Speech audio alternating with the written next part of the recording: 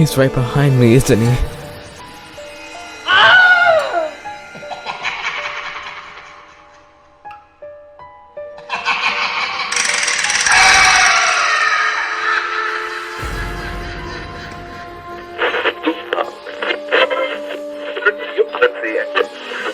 Gather around, everyone. It's time for a story. You're listening to the Supernatural Tapes podcast with your host, MJ Dixon.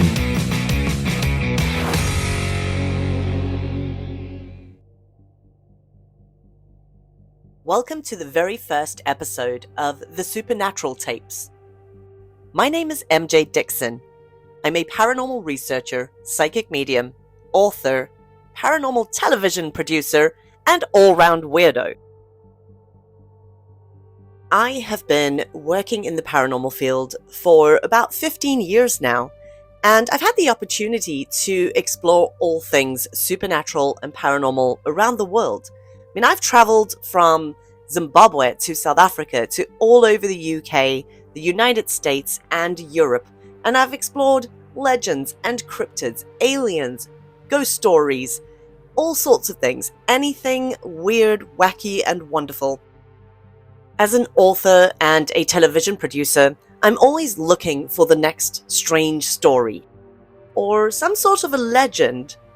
I need to dig deeper into it. I just have this natural curiosity, and I thought that I would create this podcast to share some of the stories, to interview some of the people that I've had the opportunity to work with, and I hope you enjoy them. Today I am going to be having a chat with author Russell Edwards. Now, you may have seen the viral news about Jack the Ripper being named, and Russell is the man behind the story. I've known Russell for a few years. He was a speaker at my paranormal convention, Sage Paracon, back in 2017. That was the first time that I'd heard his story. It is nothing short of extraordinary. In today's episode, we're going to delve into Russell's story and how he went about naming Jack the Ripper. We're also going to touch a little bit on the psychic side of things. Just imagine the cobblestone streets of Whitechapel, shrouded in darkness and this sense of fear and this paranoia that's gripping the city. In the 1880s, a series of gruesome murders left the police completely baffled and the public absolutely terrified. But who was this elusive killer?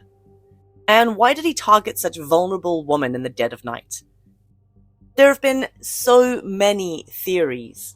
Some say it was a royal physician, others say that it was a barber, others say that he was a complete madman, he belonged in a mental institute. They say that it could have been H.H. Holmes. I mean, come on, even a member of the royal family. Has Russell finally solved this 137-year-old case? Has he finally identified one of the most infamous serial killers in the world? Just a word of warning for the listeners out there. We will be discussing the murders of Jack the Ripper in quite a bit of detail. So, trigger warning, just in case. Don't listen to this if you're squeamish. Go and grab something to drink, get settled down, and let's bring on my very first guest, Russell Edwards. Hi, Russell. Welcome to the Supernatural Tapes. I am super excited to have you on the show. So thank you so much for taking the time to do this. I appreciate it. It's my pleasure, MJ. How have you been? Do you know it is quite a busy and exciting time. Both stories that you know about, they're both sort of, I would say, undulating between each other. And each day there's something new that's happening. And if I knew the acceleration of this story was going to be like it was a couple of years ago, I would have hung on exactly as I would. But sometimes it's slightly overwhelming. I can only imagine. I mean, I know the Ripper side, and I know the other case. we're just going to have to get you back on for another episode so we can discuss the other case that you're working on. Take us back to 1888. Take us back to Jack the Ripper, the beginning, where this all started, the reign of terror. Sure. So really, we're looking at Victorian London, and again, we had the empire, and we were at the height of our dominance, if you like, of the planet. And yet there was this small little enclave in Whitechapel and Spitalfields that really housed the most destitute, the poorest. In fact, the opposite of what you would think of London at the time. And in that, there were 11 murders, but 5 attributed to the legend of Jack the Ripper. And these women were butchered in ritualistic style. So you're looking at, there are about 1,200 active prostitutes, with about 68 registered brothels in this very small area. And round about the 1880s, the rich used to go slumming. So the rich used to pay for people to walk them around the streets to look at the poor. And back then there was poverty tourism. Are you kidding? I had no idea. Yeah. That's just awful. Oh my goodness. Exactly. Again, what that happened to do, and the Ripper murders in combined, managed to highlight the plight of the poor, and then things changed and improved a lot. But we also had, just where the area of Whitechapel is, you've got 15 minutes away is Limehouse, which again is this way. It was all Chinatown, really. And this is where you've got the opium dens, so you've got one set of drugs and prostitution there. You come up from the docks, and of course, Whitechapel and Spitalfields is very close. So basically, that's where the population spread and grew. Now, this goes back from the 18th century when the Huguenots, the French, went there and developed the silk weaving industry. Then we get to the Jewish population that fled the pogroms in 1881. The 1850s, it really amassed full of the Jewish population there. And I think it's about 135 Jews were in a 2-mile radius of this place by the turn of the century to the 20th century. So you've got this mass immigration. There's a lot of anti-Semitism there. You've got mass prostitution, mass unemployment, and the destitute really not knowing what to do, so all surviving a living. And right at the pinnacle of this pile, if you like, this dustbin pile, if you like, was the Ripper sitting on top. So that's what we had. It certainly wasn't the best time to be living in London. The 5 murders that were attributed to Jack the Ripper, I know the story. But for our listeners out there, could you take us through those murders? Could you give us a little bit more detail and tell us about the victims? I can indeed. On the night of the 31st of August 1888, a woman by the name of Polly Nichols, or Mary Ann Nichols, was the first victim. Now, on the day before, Polly had been seen drinking in the Frying Pan pub, which is just on the corner of Brick Lane and Thrall Street. And about 1:30 in the morning, she got kicked out of a doss house because she didn't have a 4-penny doss money. And the last acknowledged words from Polly were, "Don't worry, I'll soon have my doss money, see what a jolly bonnet I've got." And this woman in her 40s, no teeth in her upper jaw, if you like, 5 children, suffering with alcohol addiction, just disappeared into the night. Then at about 3:45 in the morning, a guy called Charles Cross on his way to work in Bucks Row discovered Polly, and another guy called Robert Paul soon after was with him. They decided to find a police officer, and in the area of Whitechapel and East End, every 15 minutes was a police patrol, and it was PC Neal's patrol, and he shone his bullseye lamp across Polly and realised that she'd been murdered. It wasn't until they got her to the mortuary on Montague Street that they realised the atrocities. So there was no connective tissue around her neck, so he cut right down to the bone. That was the only thing keeping her head on her body, and her bowels were protruding. Now, at this point, the victims weren't completely eviscerated, but only 8 days later, that happened.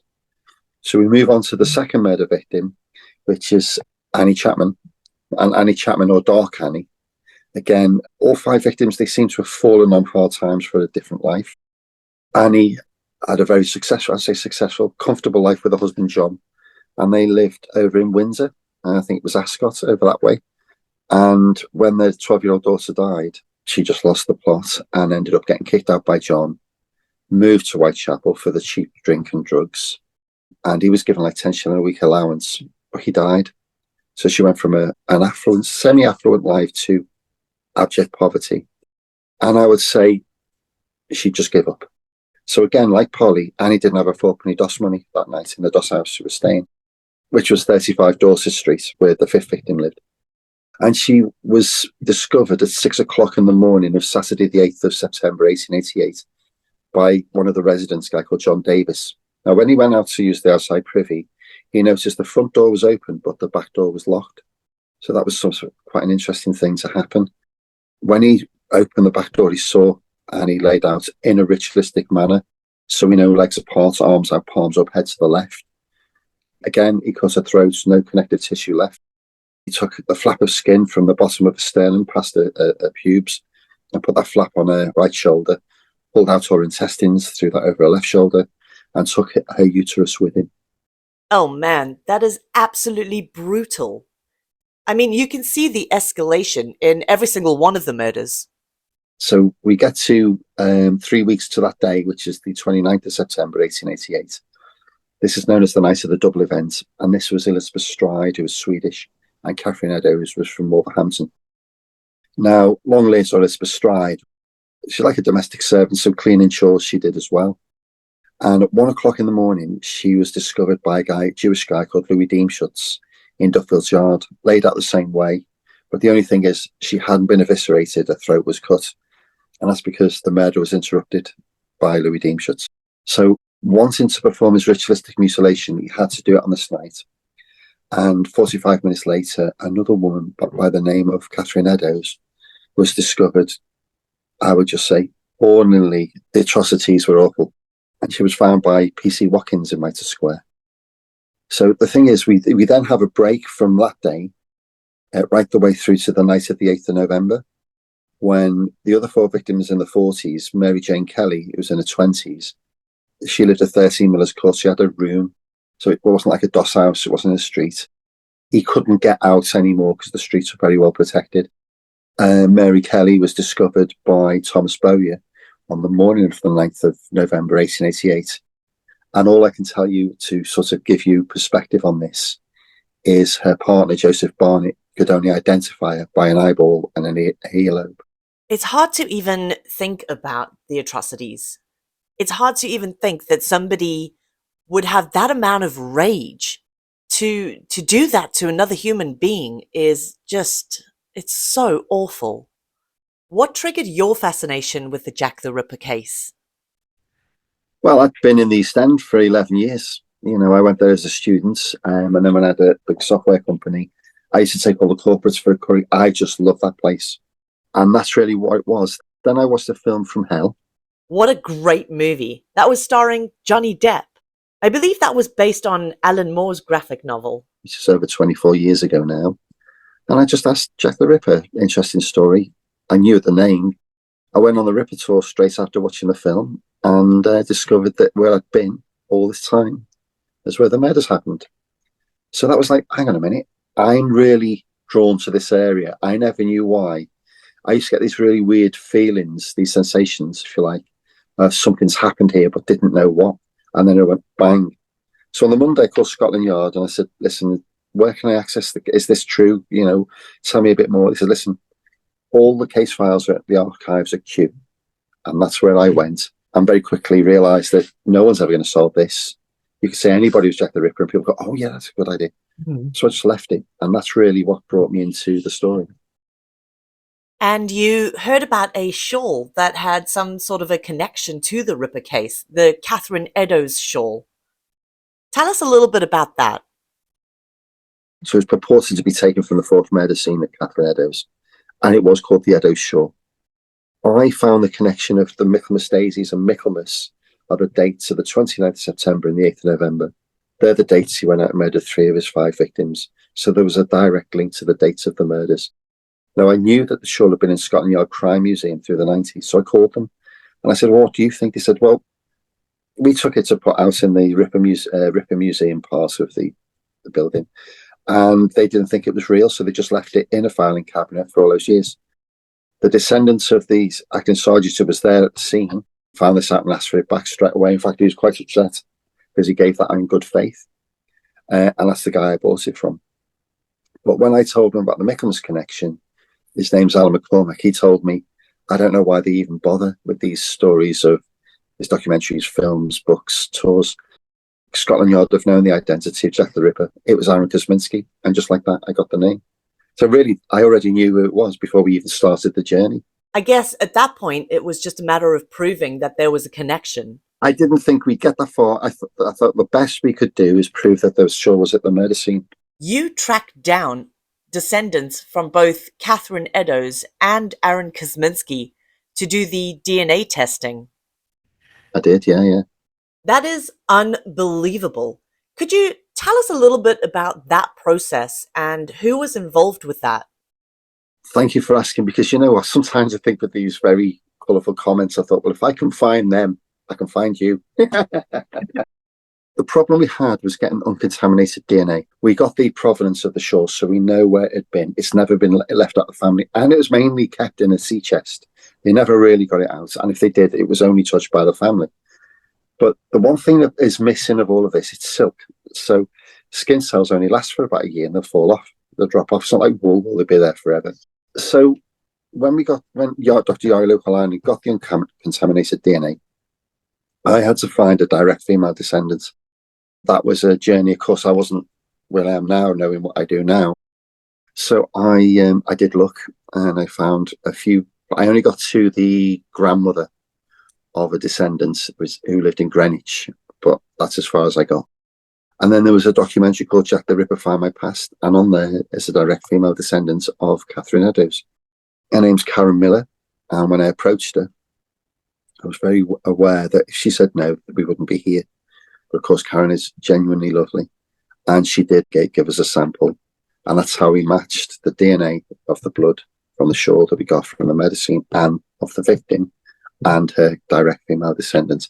So that was it, and we were ready to say that's it. But then I was told, well, you're going to have to go further because these people really do like to shed doubt or cast doubt on this story. Yeah. So we dated it. And in that process, we realised that the shawl was pure silk, so it's expensive. Upper class, upper middle class, definitely not a working prostitute. If you don't know that Catherine Eddowes and her partner, John Kelly, had to pawn his boots the day before so they could just get one night's doss. If she had something expensive like that, she would have sold it or definitely pawned that in. For a lot more money than eight pence, or 8 pennies. The dye was water soluble, so it would have run in the rain, and there's no evidence of that. So it would have belonged to somebody with a bit more money. Yeah. Yeah, that's right. And then the dye was from St. Petersburg in northern Russia. So this garment actually comes from Eastern Europe, which, as we know, that's where the Poles came, the Jews came. So all of a sudden we realised, well, I knew that we knew that Aaron Kosminski was Jewish, that we knew that if it wasn't the shore wasn't taken to the murder scene by the victim, it could have only been taken by him. Now, he deposited semen on the shore, and it was that DNA we realised if we could get that, we've got the DNA of Jack the Ripper. So basically we used a sperm head analyst called David Miller, again, all experts in their own field. And I had to find a direct female descendant from his sister because the United Synagogue wouldn't let me dig him up. I get that you would want to exhume the body for DNA evidence, but I couldn't even imagine the red tape that you would have to go through. Do you know what? It's actually a very, very easy process. It's only cost 200 quid. You're kidding. £200?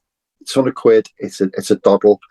It's a very simple process. So the exhumation company, they said we do all the time. This is what we do. So, okay, we'll just get on with it then. And so basically, I do remember standing there with a guy that was the caretaker of the cemetery. Said, I can have this up in about an hour and you can find out straight away. But they wouldn't let me do it. That's the problem. They wouldn't let me do it. Now, I've got a very big friend called Big John, and he's big. And he said, I'll go along. I said, should we go and dig him up? And every week when we're in the gym, should we go and dig him up? I was always tempted. So anyway, because we couldn't dig him up, and of course, I wanted so badly to do it that, of course, I would just complicate matters and, of course, be a grave robber. So I certainly didn't want to do that.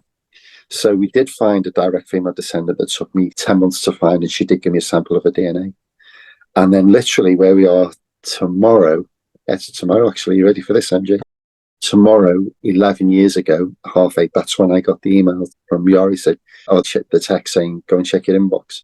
And that's when I found that we had the direct match between the sister of Kosminski, the direct female descendants of the sister, from the DNA that we found on the shore that we placed at the murder scene. So we cracked it. I hope you got really, really drunk that day, because I can't even imagine being in your shoes and receiving that news and knowing that you've matched the DNA. After 14 years of doing it, yeah. What I did do is the little artillery passage, which is like 1690 when it was built, like that Ripper Diagon Alley, there's a place called Grape Shots. And the expression in Merseyside is I got completely wellied. Completely wellied. I love it. So all of this, the whole process, how you matched the DNA, how you found everybody and tracked down the descendants, all of this is, of course, in your first book. Yeah. To all the listeners out there, I highly, highly recommend that you get a copy of this book, Naming Jack the Ripper by Russell Edwards, and read the first part of Russell's story, because it is nothing short of phenomenal. And the story doesn't end there. The story continues. I have so many questions, but we're going to take a quick break, and we'll be back in just a moment with more from Russell Edwards. Love all things weird?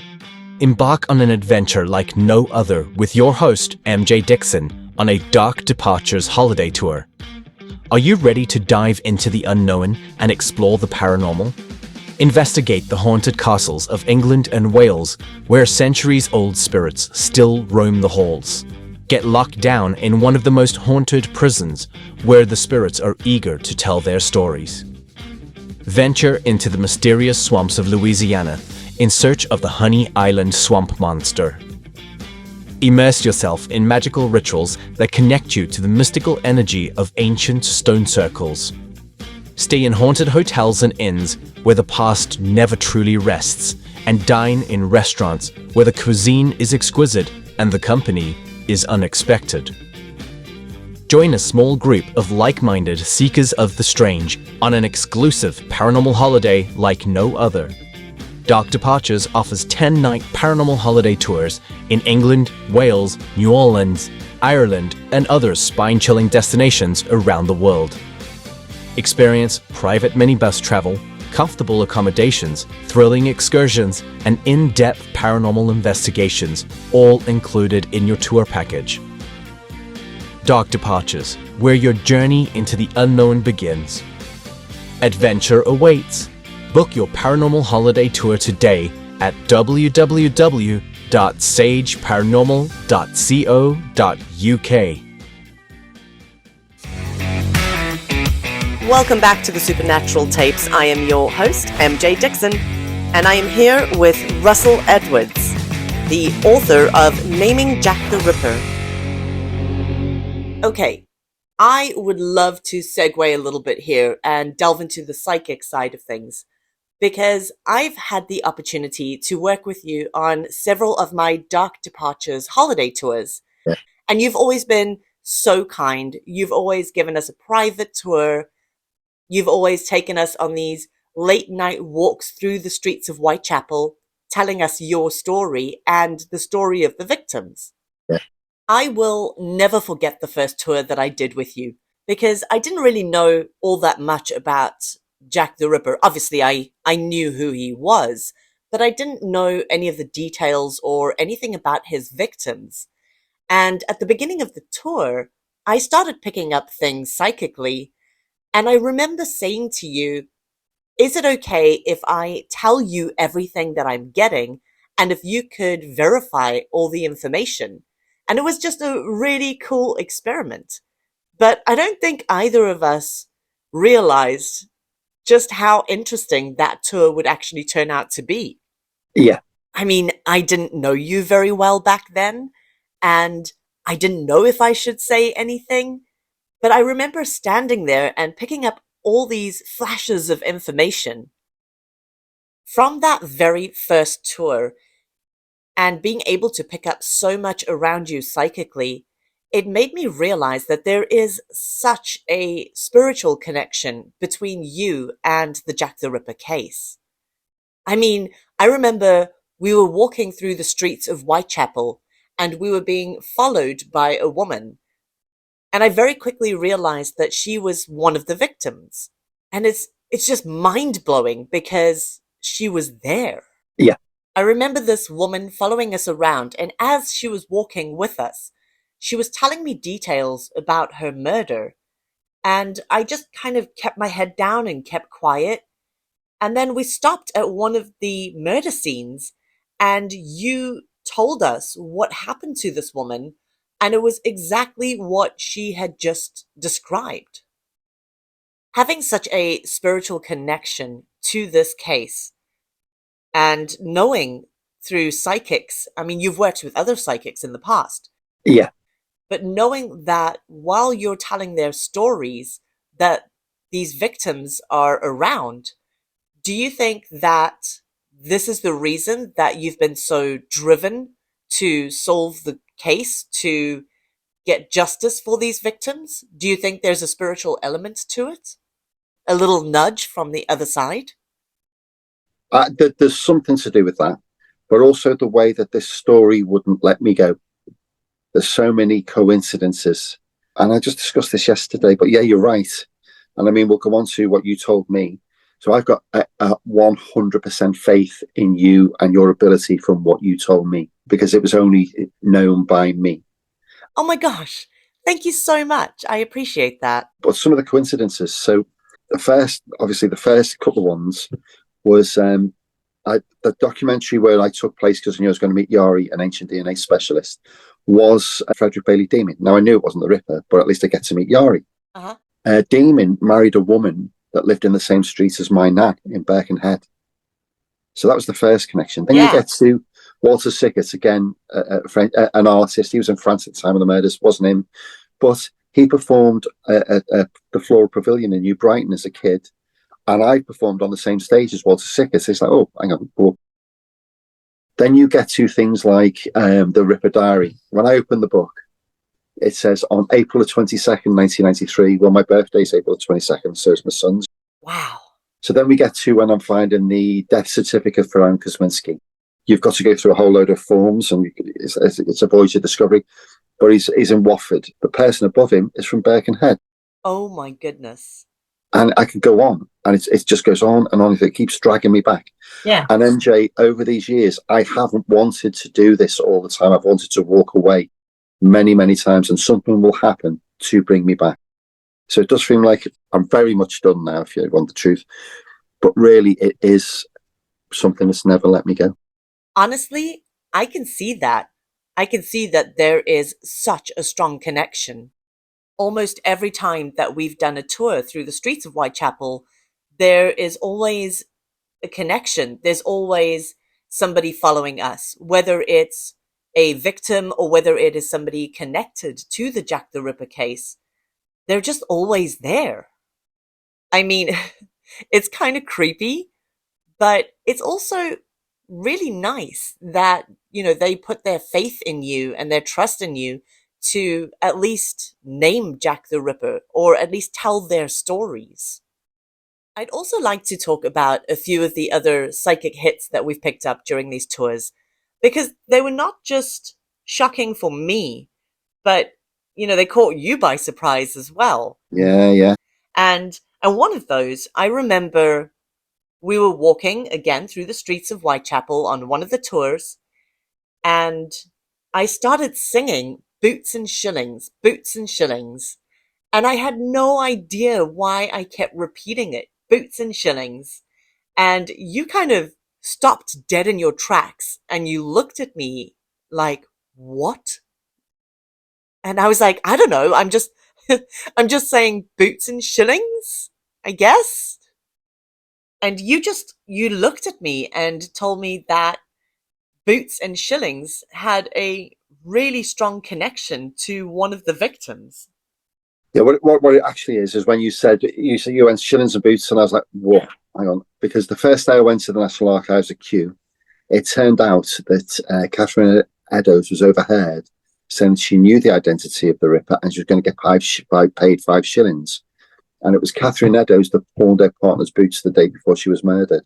murdered. So that's Catherine Eddowes. And that was the thing for me, because nobody knows that. And then you said it, and oh, holy cow, you're spot on, but that's something only I know. It's moments like that that make me realize it might not make sense to me, but it kind of made me trust myself a little bit more and feel more comfortable telling you what I was picking up. I think it was the very next Dark Departures tour that I had done with you, and I had a group of Americans. Yeah. We were doing the Jack the Ripper tour, and I remember hanging back from the group because you were telling the stories, and we were walking towards one of the murder scenes. We were just about to stop so that you could show us some of the pictures of the victims, etc. And as I was kind of hanging back from the rest of the group, I kept hearing a woman singing a song. And it was kind of a morbid tune, a very old sounding song. And she just kept singing it and humming it, and eventually I started humming the tune. And I remember you stopped dead in your tracks and you looked at me like, what are you humming? What are you singing? And you shocked the hell out of me. I remember bursting into tears in that moment.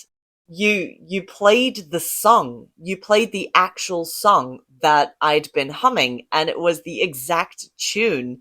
It just broke me. It was just the most surreal moment.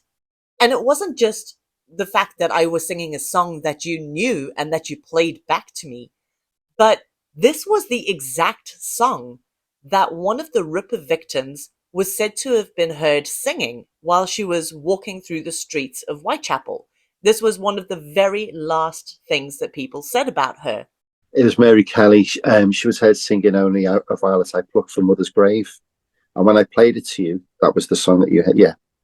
Here's a little clip of that song.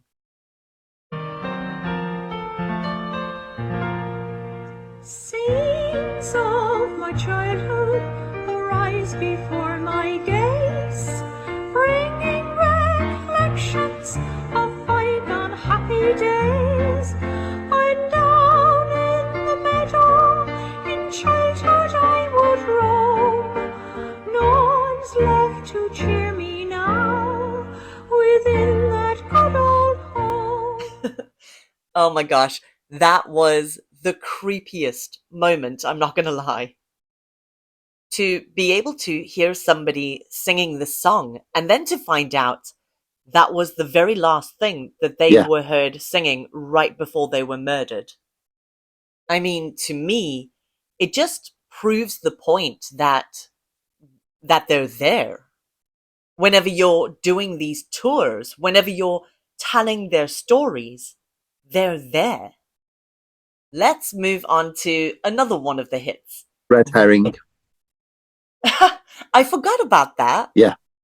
Red herring. About that. Yeah. Remind me again, the red herring connection.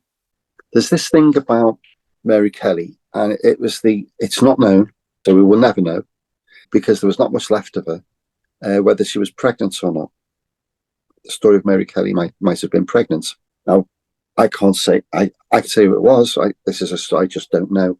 But then you get into the story, well then, was it his baby? Was the assassin for the prince? And all this nonsense. We just don't know. But that was the red herring. I think it was, the fact that it wasn't Prince Albert Victor. As usual on the tour, we stop at the 10 Bells pub. And this is allegedly where Jack the Ripper and the victims used to drink. And I remember we'd stopped in for a quick drink, and I was looking at the back wall of the pub, and there was something missing, because I could see writing on the back wall, and it was the names of all the Ripper victims. And I said to you that I can see this writing.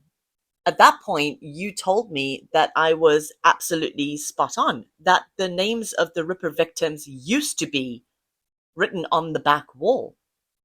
They used to be there. Yeah, that's correct. They used to be, as you walk through the door, the main door of the 10 Bells, on the left-hand wall, there used to be the sign with the victims' names and the story. Yeah.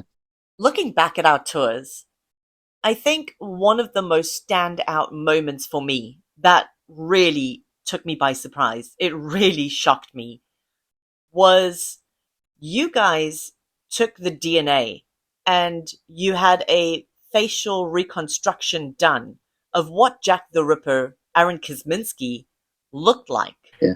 I remember us being on a tour, one of the tours, when I saw a man following us through the streets. And I stopped and I described in detail what this guy looked like to you. Yeah. Now, this was a couple of years before you guys did the facial reconstruction. Yeah. Obviously, we met up for yet another tour. And before the tour started, you pulled me aside and you said you wanted to show me a photograph. And it was a photo of the facial reconstruction. And it was him. It was the guy that I described to you. It was the guy that was following us through the streets of London, right behind us the entire tour. Yeah. I mean, to the point where I could describe detail. It was that moment that right before my tour, just about to give the tour, and I looked at this photograph and just burst into tears. I mean, it's insane. It's insane to think about. How would I have known what Aaron Kosminski looked like? The face of Jack the Ripper. It was such an intense and shocking moment. Yeah. To think you have Jack the Ripper following you through the streets. How does that feel for you? You had Jack the Ripper following you through the streets of London. Oh, I'm so used to it now. But I can tell you this: there was another woman many years ago, before I met you, that she said, "I can see his face." I said, "Well, draw it." And she gave me a sort of on a post-it. I've got it, still got it, and it's a side view on the bust. So I've got the bust of actually what he looks like, and the side view matches the drawing. But yeah, but the thing is, MJ, the one thing that I want to convey and get across on this is your unique ability to see things and feel things in that area when we were there. Oh, thank you so much. Thank you. So when we went to number 4 Princelet Street, which is just happens to be my favourite house in the area, you said, well, this is illegal abortions. I can feel that there. And of course, you got to remember, with 1,200 prostitutes with no protection whatsoever, that would have happened because they wouldn't have been able to afford to keep them anyway. So that makes sense. And I thought, well, you never think of things like this. Yeah. You know, that house has never been, well, it has been lived in. It has been lived in for a very, very long time. And again, exceptionally haunting inside. When you go in, you can feel, you know. Now, I wouldn't put myself as psychic whatsoever, but I do have these weird, something happened. So the only one I can give you is just when we were in lockdown. It was about the 16th of April, 2020, when we had just into lockdown. And I said, I've got to call my mum. And she was in a care home, and I got told there and then she won't make it to the weekend. She had COVID. Oh my gosh, I am so sorry to hear that. So I knew, and it's sort of this really weird thing, you know. I can't place it, but I strongly recommend for you to go and have a look at Borley Rectory, because I think it'll just blow your socks off. I would love to. I definitely want to. It's actually on my list. You have to, okay? So I've been there many times when I used to live around half an hour away. It's in Sudbury. It's in Borley, which is Long Melford.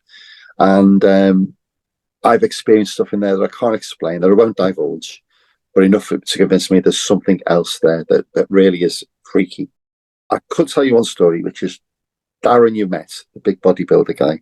And we went one Halloween, and we were standing there, and there was a mum and a couple of kids there with us, teenagers.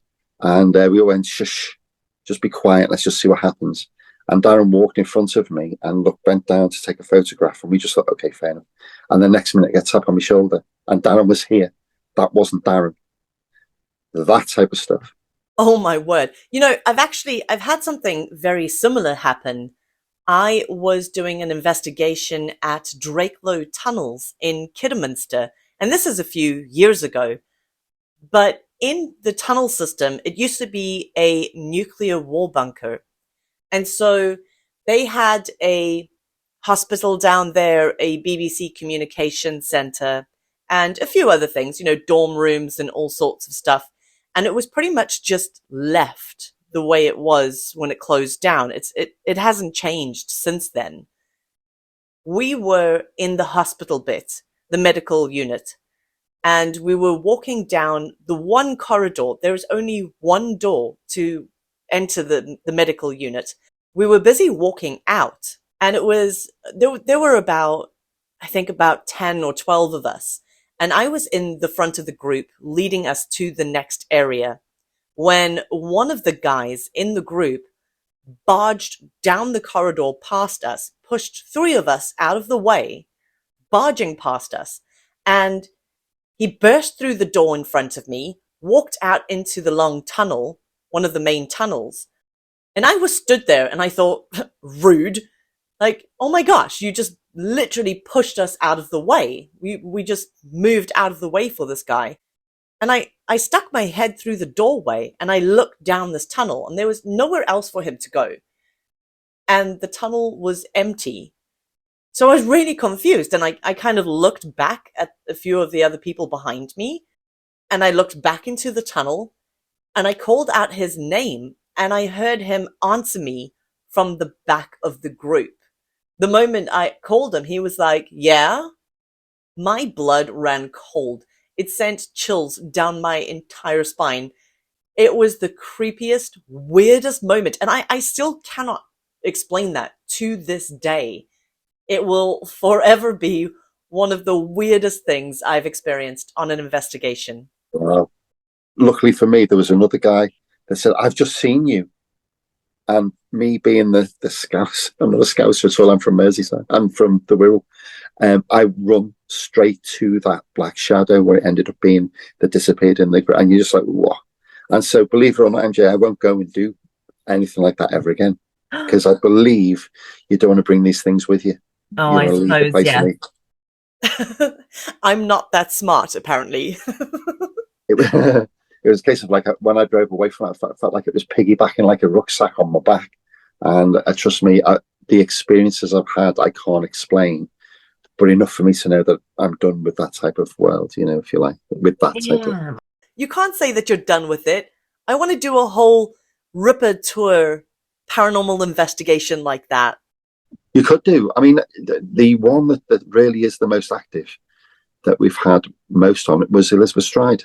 I always go and say hello. I know, oddly, I don't know why I did, but I do. Is like I always go and say hello to Liz. I always go and say hello to all 5 of them. I don't go to Polly's because she's out the way.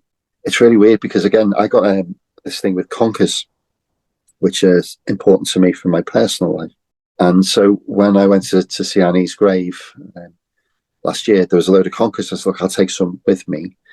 And I just feel, not that I'm spiritually connected in any way whatsoever, but these women deserve a voice that they've never had. And this is what this case is now, to take it to court, to give them the voice that they've always should have had. That's amazing. Okay, moving on to one of the last things that was such a huge psychic hit. And I'm not blowing my own horn here, but like, it was shocking to me as somebody, as a reluctant medium, as I call myself. Yeah. There are certain moments that catch me off guard. There are certain moments where I cannot believe that just happened. And let's talk about psychic navigation. And this was an experiment on your side. Yeah. Because you knew where Aaron Kosminski lived. You knew his home address. Yeah. And in comparison to the murder sites, how he was able to disappear so quickly. So you knew his address. And you said to me, you need to psychically navigate. You need to take me to Aaron Kosminski's house, where he lived. I remember putting my head down and trying to tune in, and I didn't think it was going to work. I mean, what are the chances? Yeah.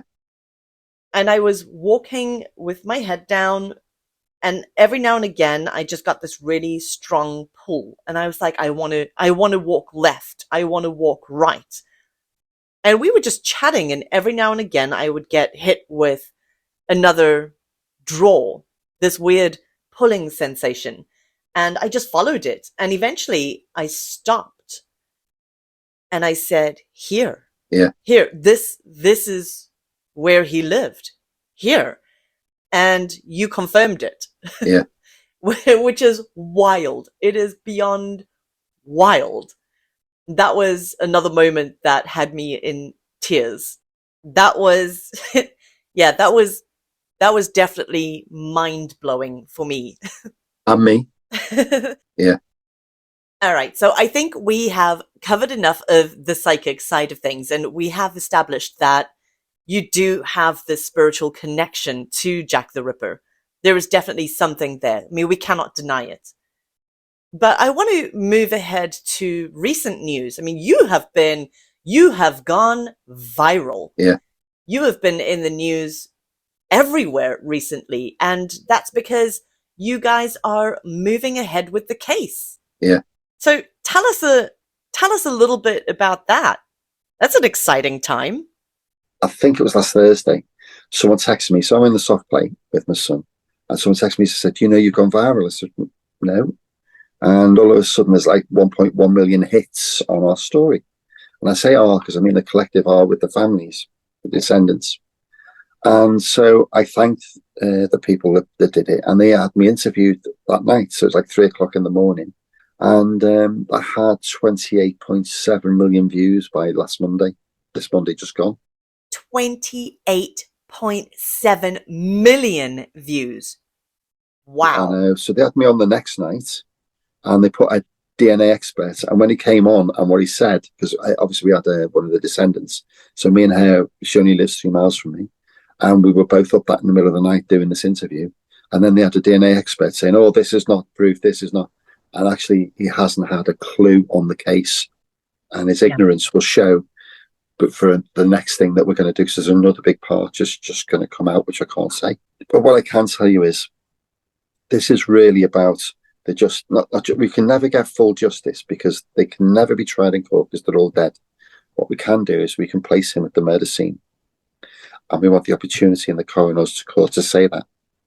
Now, we go back 2015 now, the early parts of that point, we approached the coroner because we wanted to exhume him because, of course, they wouldn't let us, the United Synagogue wouldn't let us. And we presented all the evidence to the coroner. And it took, I think it was 5 months, something like that, to come back to us. I'm representing the descendants of Karen Miller. It's not my case, it's not my story, it's hers.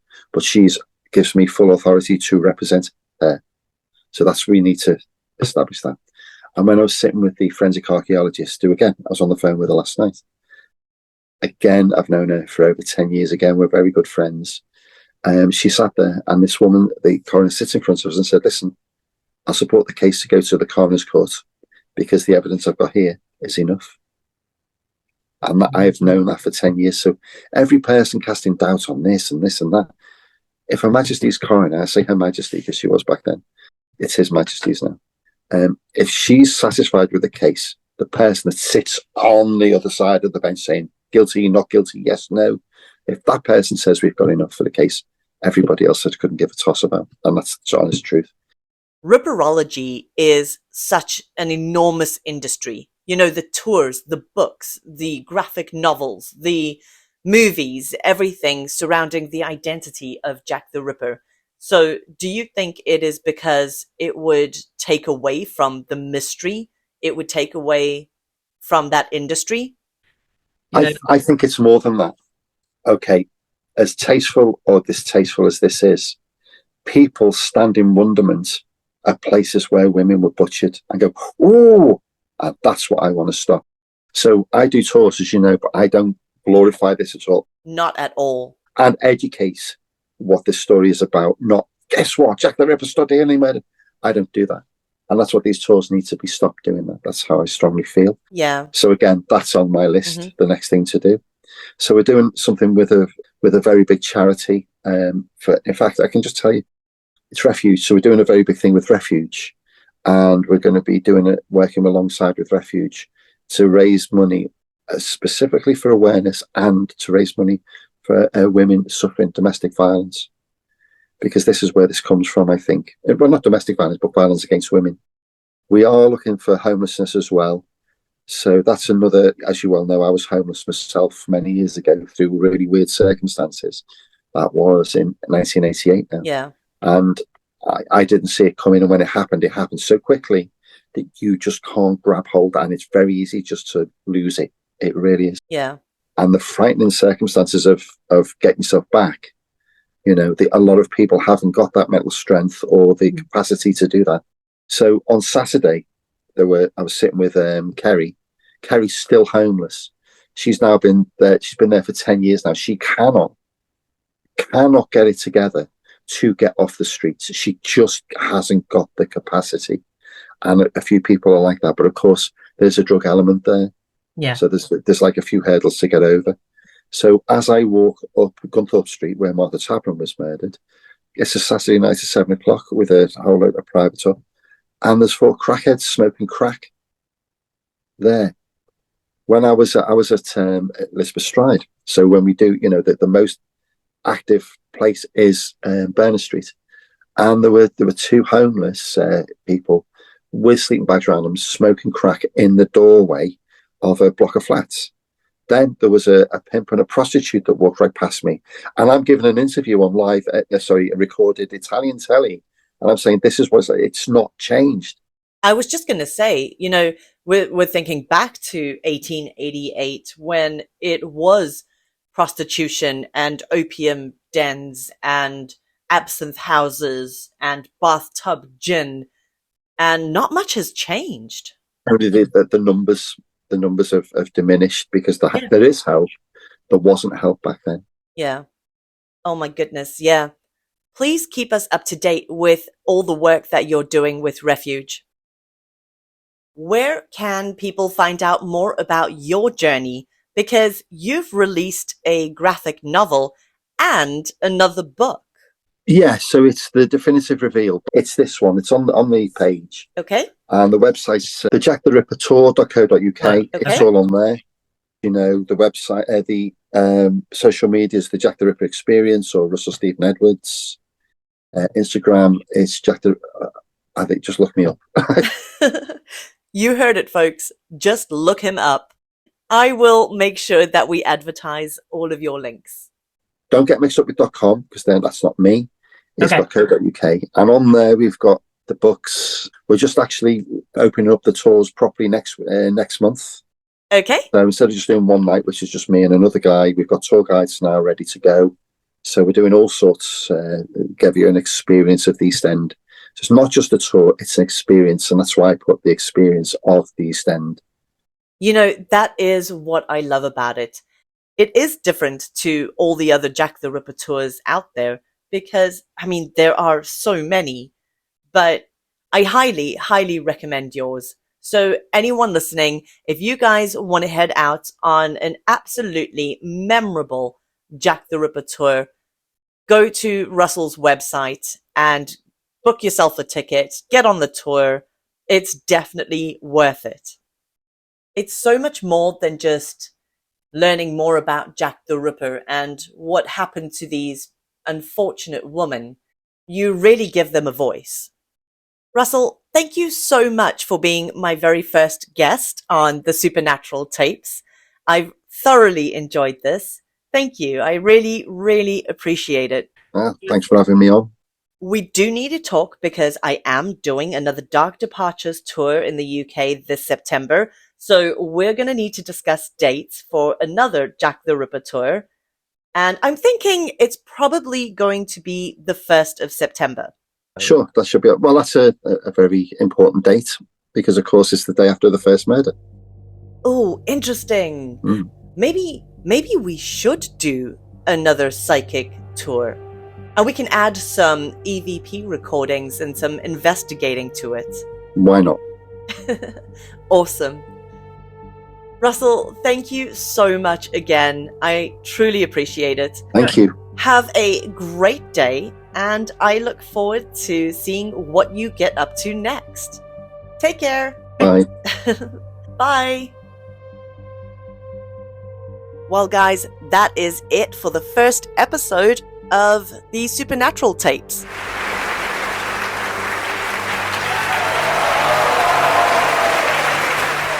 This is my new venture, so thank you very much for tuning in. I really appreciate it.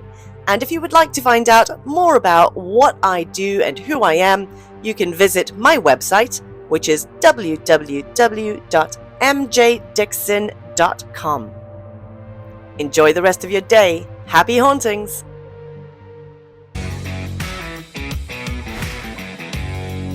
You're listening to the Supernatural Tapes podcast with your host, MJ Dixon.